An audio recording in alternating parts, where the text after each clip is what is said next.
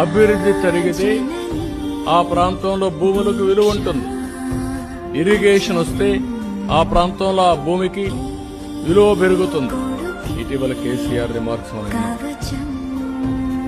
ఒకప్పుడు ఇక్కడుండే రైతాంగం 1 ఎకరా అమ్మి హైదరాబాద్ లో 4 ఎకరాలు 5 ఎకరాలు కొనేవారు.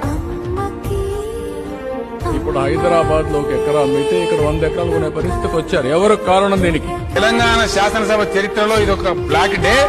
ఈ సభ్యుడు ఈ మాతృభూమికి ద్రోహం చేసుకుంటూ ఇతర ప్రభుత్వం చేసేదాన్ని సమర్థిస్తున్నారు. అధ్యక్ష, what is that is arguing?